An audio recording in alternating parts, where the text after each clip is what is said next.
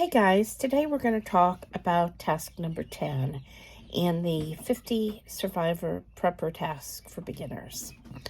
Today's topic is securing your home. Hi, I'm Sheri Richerson from Experimental Homesteader, Exotic Gardening, SheriAnnRicherson.com and biannualblog.com, and welcome to our daily vlog.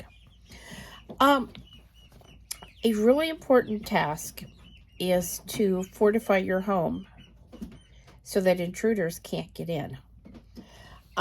Some survival events are going to mean that your home becomes a target for unsavory individuals. This could be because of short-term civil unrest situation or a long-term survival event where intruders are trying to access your home to steal your supplies, and you want to make sure that they can't get in. First of all, you want to start by checking the durability and sturdiness of each door and window in your home. You want strong locking mechanisms on them, and if you have any weak entry points, replace them with something made of stronger materials. While things like the Ring camera might come in handy in a short-term event, you may lose electricity. So this would be useless in a shit hits the fan event situation while it lasts. Make sure you have a way to check to see who's on your property, like a peephole, before you open the door to anyone. So, one way to secure your doors is to take out the little short screws that are in them and put in 3-inch long screws. That's going to make it a little harder to just kick in the door. You may want to get some kind of grating shutters that are made to withstand high winds, those kind of things to secure your doors and windows so that people can't just break in. Of course, wood is going to work, but again, you need to think about, can they stand outside and just kick it? And is it going to give and allow them access into your home? Now, of course, I have done quite a few videos and blog posts on this particular subject that you may have seen and you may not have seen. So, you can't really count on law enforcement if there's going to be this kind of situation, because they're going to have their hands full dealing with criminals that are going to take advantage of this situation. They could also end up being short-handed, and this is a perfect time for criminals to strike. So this is why it's up to you to secure your home and make it difficult to break into. Again, you need to remember, not every situation is going to be a natural disaster. There could be terrorist attack, a heat wave, a riot, a pandemic, air pollution, blackouts, and all kinds of situations that could make your home a target for these types of people. Sometimes, even in natural disasters, criminals will choose to stay around and strike because they know people are going to go into shelters and homes are going to be basically left with no one there to protect the contents.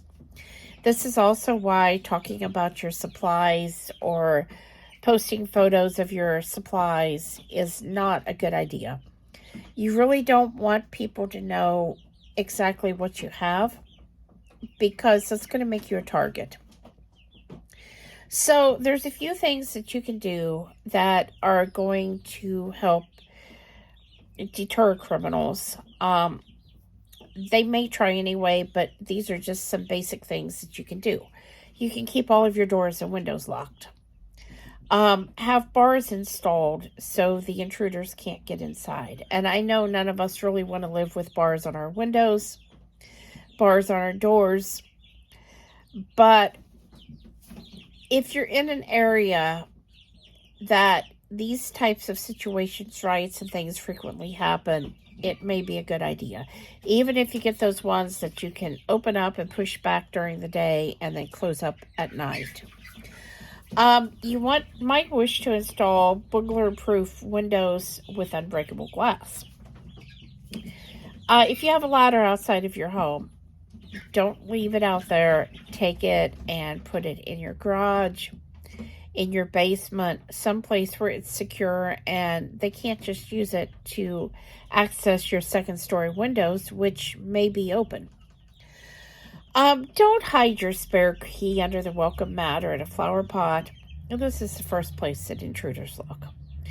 And I know it's always great to have a spare key and be able to access it if you get locked out of your home, or if, say, your adult children come home and they no longer have a key to your home and they want to get in because you're gone.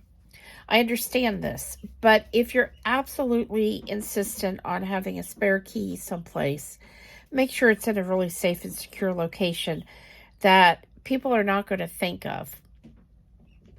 If you have a dog door or a cat door even, you might want to think about boarding that up, or better yet, removing it and putting a new steel door in place of that.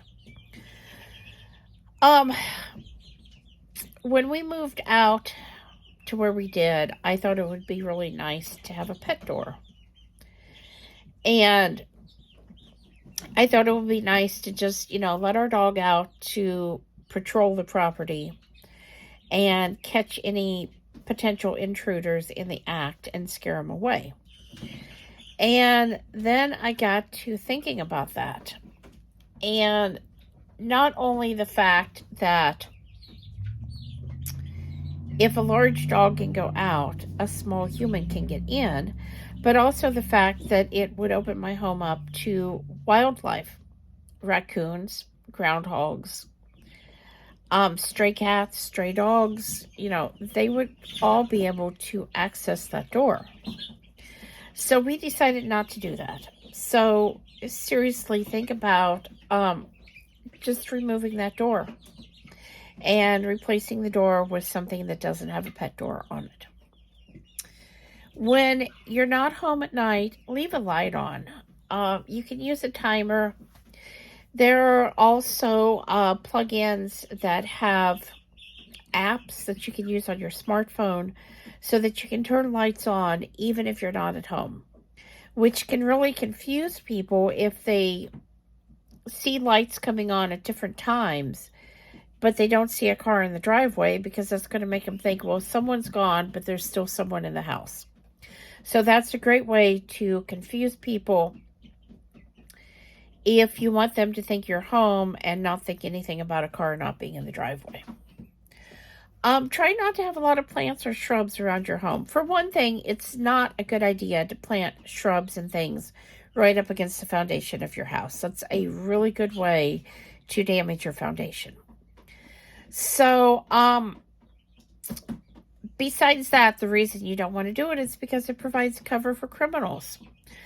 They could be hiding behind one of those big, large juniper bushes or whatever you've got in front of your house, and when you come home, jump out and grab you or hit you over the head or whatever, and you might not even see that they're there.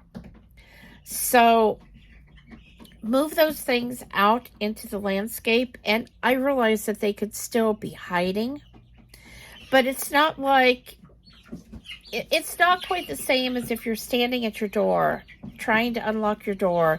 You've got packages in your hands or whatever. You're not paying attention because all you want to do is get inside of your house, and all of a sudden right next to you somebody pops up. So plus they can't really hide under your windows if there's no bushes there to hide them. So think about that when you do your landscaping, and if the landscaping is already there, consider tearing it out and moving it elsewhere and keeping the area under your windows and around your doors free and clear. Maybe even put in some solar lights or whatever so it kind of lights that area up. If you're at home and you're alone and you see people outside that don't belong or acting suspicious, turn on the TV really loud. This is going to draw attention from neighbors, and thieves don't like a noisy house. So if you don't have a TV that you can turn on really loud, turn on your stereo, turn on YouTube and crank it up. Just find a way to make a lot of noise, turn a lot of lights on, and really draw attention to your house.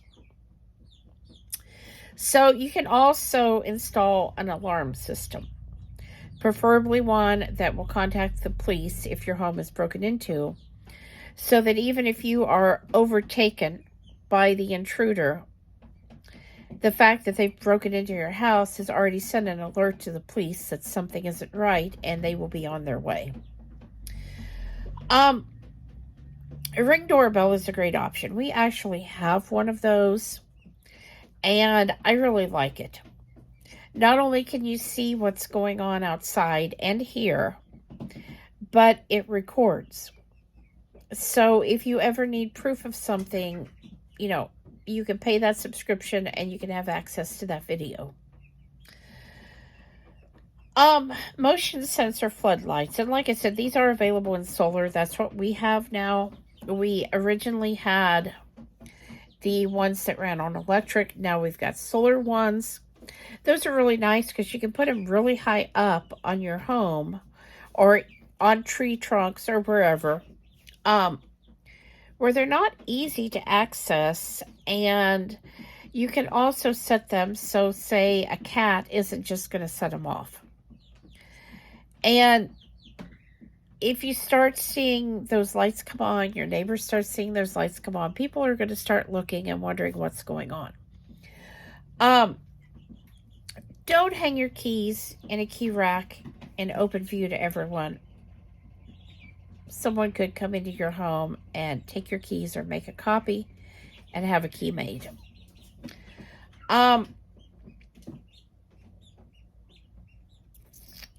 There are some other suggestions and ideas on ways to secure your home over on my website, experimentalhomesteader.com, and I'm going to link several blog posts down in the description below so that you can go over and really look at those and think of ways that you can secure your home to keep it safe in case there's a situation in the area that you live in, to keep those intruders out of your home.